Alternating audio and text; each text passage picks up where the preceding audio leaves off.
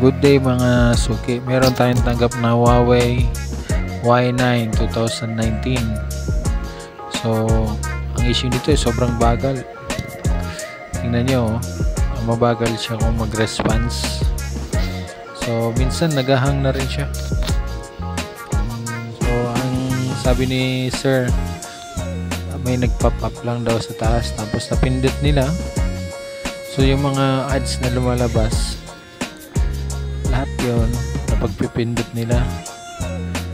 So yan, tingnan mo, naghahang na siya, ayaw na mapindot. So ang kailangan natin gawin dito ay reformat natin para lahat ng laman niya matanggal, lahat ng nakalagay matanggal. So napalitan na nga pala ng battery ito, sinabi niya sa akin ni sir. Kung mapapansin nyo, yung likod ng case niya,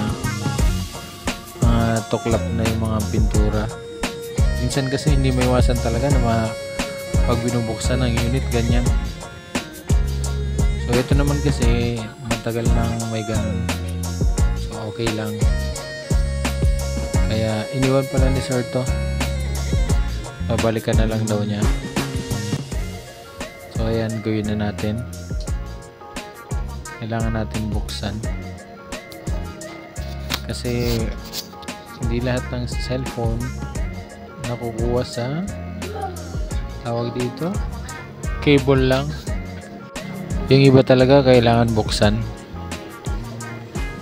So buksan na natin at dinadaan-daan natin, baka kasi may maputol. Kaya lang, ayan, tingnan na lang natin, baka kasi maputol natin yung flex nya. So dahan-dahan lang. Kaya lang, pa-follow na rin po mga suki, may mga big discount naman para sa mga naka-follow. So ayan, buksan na. Putol na pala yung nakadikit lang doon, no, sa may back case. So ayan, sisimulan ko na po.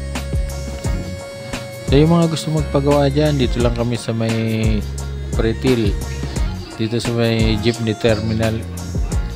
Makikita nyo rin po yung karatula namin, Jobstack. So kami po yung mga dating nandun sa kabilang pwesto na na-demolish. So bago lang kami rito sa may pwesto namin dito, kaya hindi pa kami gano'ng kita ng mga dati naming customer. Yung mga dati naming customer, nandito lang kami. So ayan po, hindi ko na pinakita kung paano yung test point yung ginawa.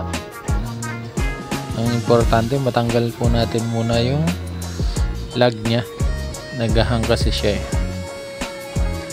So bisita lang po kayo, dito po kami sa may Tiangge.